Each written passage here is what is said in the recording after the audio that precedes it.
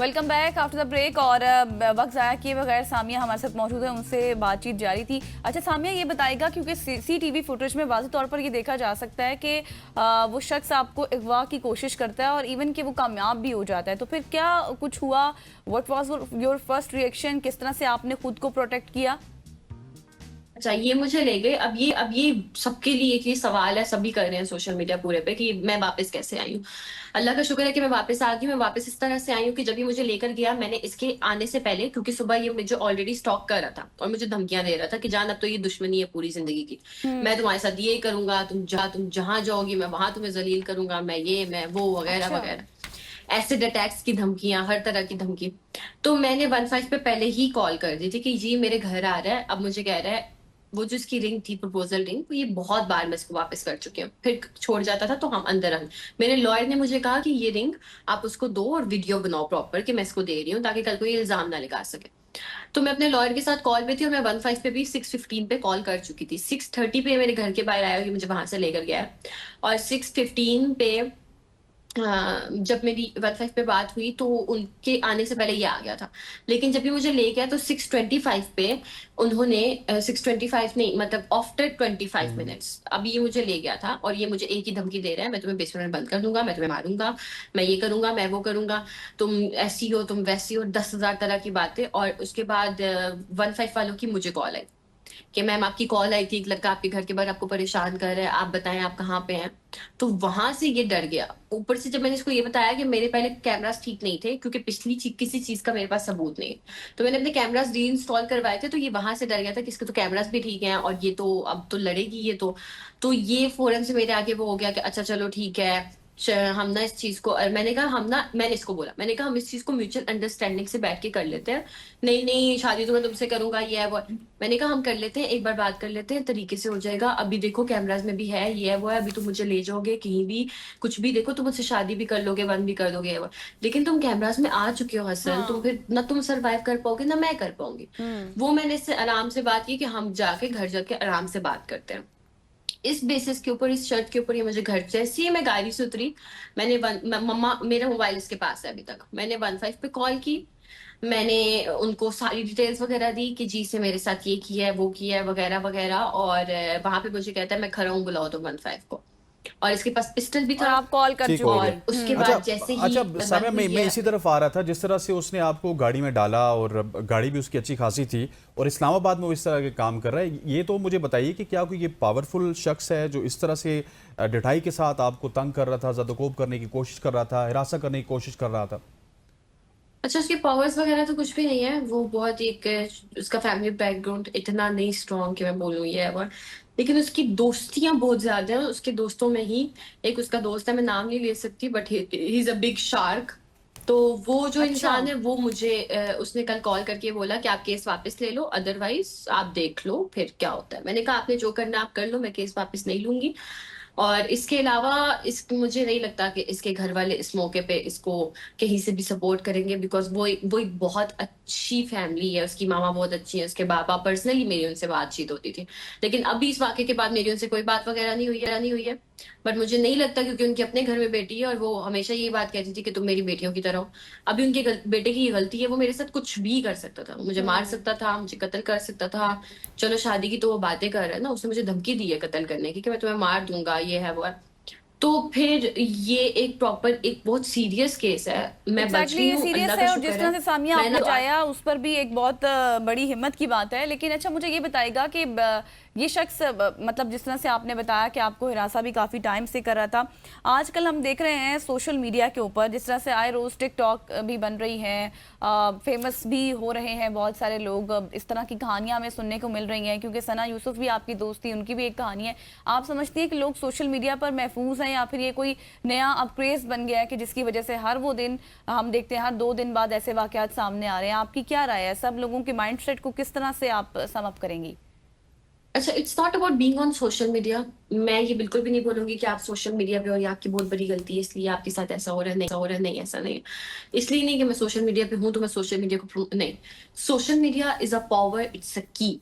सना ने गलती कर दी थी जो वो बोली नहीं है, मैं बोली हूँ। आज अल्हम्दुलिल्लाह सारी पुलिस, सारा मीडिया मेरे साथ खड़ा हुआ है।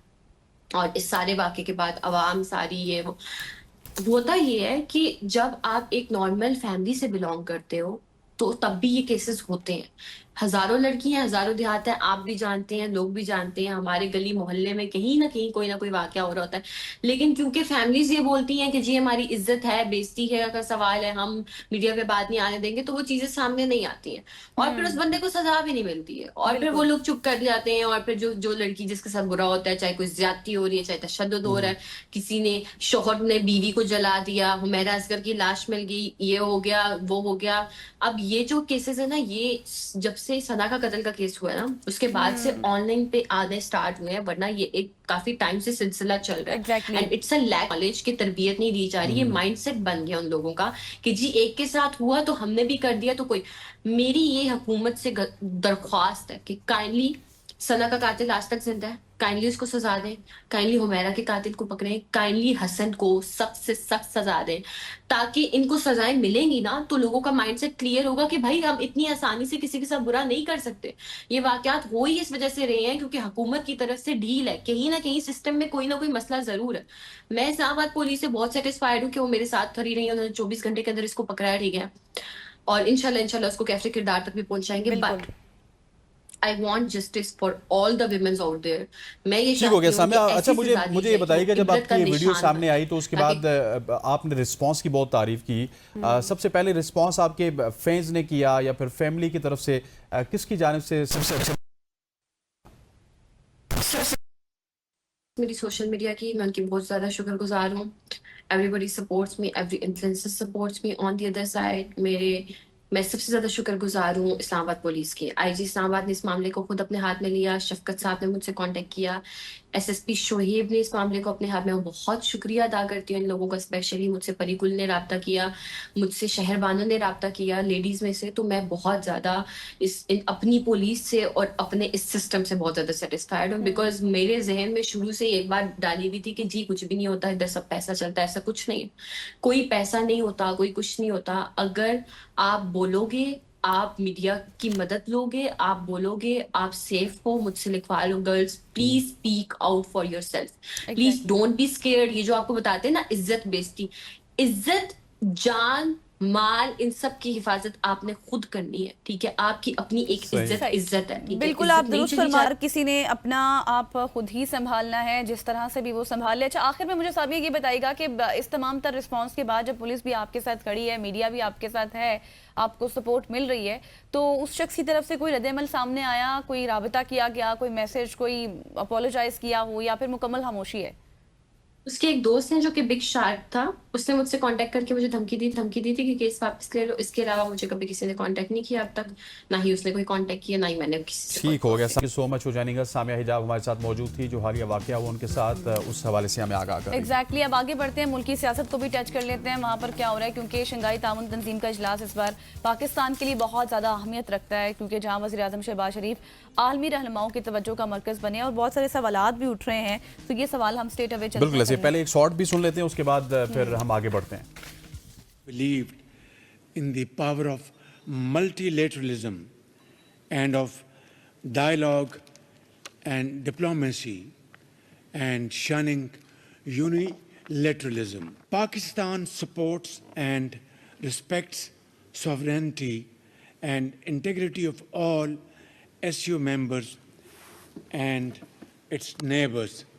We respect all international and bilateral treaties and expect similar principle to be followed by all SU members. Ladies and gentlemen, Israel's unjustified aggression against our fellow brotherly member country, Iran, a fellow SU member state, is condemnable and therefore unacceptable. वज़ीर-ए-आज़म शहबाज शरीफ का ये खिताब था जो कि SCO conference में उन्होंने किया, और फिर इजराइल के हवाले से उन्होंने अपने दो टोक मौक़िफ़ को एक बार फिर दोहराया। हमारे साथ मौजूद हैं ईसार राना साहब, पॉलिटिकल एनालिस्ट हैं, सीनियर सहाफ़ी हैं। राना साहब, थैंक यू सो मच। हो जाएगा शंघाई ताउन तंजीम के हवाले से बात की जाए तो इजलास में वज़ीर-ए-आज़म शहबाज शरीफ आलमी रहनुमाओं की तवज्जो का मरकज़ बने रहे, और क्या इन गैर रस्मी मुलाकातों से पाकिस्तान के लिए किसी नई सिफारती या फिर मुआशी पेशरफ्त की तवक्को की जा सकती है? देखिए, एक तो ये बहुत बड़ा ब्रेक थ्रू है कि उस कॉन्फ्रेंस के अंदर जो जाफर एक्सप्रेस वाला वाकया है उसको भी कंडेम किया गया है, स्कूल वाले वाकये को भी कंडेम किया गया। तो पाकिस्तान को एक इखलाकी बढ़तरी मिली है और ये मैं समझता हूँ कि एक अरसे बाद पाकिस्तान के ऊपर जो ये एक दबाव था कि जी हम ही मर रहे थे और हमें ही दहशतगर्द करार दिया जा रहा था, भारत की मौजूदगी में जब इस बात का एतराफ किया गया कि पाकिस्तान के साथ दहशतगर्दी हो रही है, तो ये सबको पता है कि वो कौन तंजीमें कर रहे हैं और उनके पीछे कौन लोग हैं। तो ये तो बहुत बड़ी एक कामयाबी है पाकिस्तान की और डेफिनेटली ये तंजीम आहिस्ता आहिस्ता दुनिया की बड़ी तंजीमों में एक बनती जा रही है और पाकिस्तान का इसके साथ जुड़े रहना भी एक ये भी मैसेज है कि हम किसी एक की झोली में नहीं गिरेंगे, हम अपने मुफादात देख के तमाम लोगों के साथ। बिल्कुल सर, ये भी बताएगा कि वज़ीर आज़म साहब ने ये भी कहा है कि बलूचिस्तान और केपी में दहशतगर्द हमलों में बैरूनी हाथ मुलविस है, तो क्या फिर हुकूमत इन शवाहिद को आलमी सतह पर सामने लाने का भी इरादा रख रही है? आपकी क्या असेसमेंट है? नहीं लाएगी, क्यों नहीं लाना चाहिए, लाएगी। और हम इस वाले अब हमारा अपर हैंड है, पहले हमारा अपर हैंड नहीं था, अब हमें थोड़ा एग्रेसिव खेलना चाहिए और हम खेलेंगे इंशाल्लाह ताला। और आप देखिएगा कि पाकिस्तान को आने वाले दिनों में सफारती मुहाज पे बहुत कामयाबी मिलेगी। ठीक हो गया। अच्छा राना साहब, अगर अमेरिका की बात की जाए तो उसके प्रेसिडेंट डोनाल्ड ट्रंप ने भी भारत से तिजारती मामलात पर कहा है कि अब भारत ने अपने महसूलात को सिफर करने की पेशकश की, लेकिन अब बहुत देर हो चुकी है। ये पेशकश कई साल पहले उनको करनी चाहिए थी। क्या इस नए बयान से जो अमेरिका और भारत के जो ताल्लुकात हैं इनको कोई इफेक्ट होगा, जो कि ऑलरेडी हमें लग रहा है कि काफी ज्यादा खराब ताल्लुकात हैं? नहीं, इफेक्ट तो हो चुके हैं। इस टाइम हम उनके सबसे प्यारे लाडले बच्चे हैं और हमारे गुण गा रहे हैं और यही सबसे बड़ी खतरे की बात है। अमेरिका एक ऐसा ऊंट है जिसको आप सिर्फ खेमे में पैर रखने की जगह दें, बाकी वो खुद बना लेगा। और मुझे डर सिर्फ ये है कि जो हमारी मादनियात है जिसके ऊपर उसकी हरीस नजरें हैं, उसके लिए कोई वो ऐसा कुछ ना कर दे जिससे वो मादनियात तो ले जाए और हम हाथ मलते रह जाएं। हमें जरा होश थे इस सारे मामले को देखना चाहिए। जो 40-50 साल से भारत का दोस्त था, आज वो भारत का दोस्त नहीं रहा। जो एलोन मस्क का दोस्त नहीं रहा, वो हमको उसके फूफी के पुत्र नहीं है जो कुंभ के मेले में बिछड़ गए थे तो मिल गए, तो उस बल्ले बल्ले हो रही है। ठीक है ना, जब तक वो हम उसके मुफादात पूरे करते रहेंगे, हम उसके बहुत प्यारे, नहीं तो फिर यही ट्रंप होगा और यही हम होंगे और आप होंगे और मैं होऊंगा। एग्जैक्टली आप बिल्कुल दुरुस्त हैं साराना साहब, हमें इसके ऊपर थोड़ा सा सोचना होगा कि जो किसी का दोस्त नहीं वो हमारा कैसे हो सकता है। Thank you so much for your time. यहाँ पर हम लेंगे एक ब्रेक और ब्रेक के बाद हम वापस आएंगे, कहीं मत जाइएगा।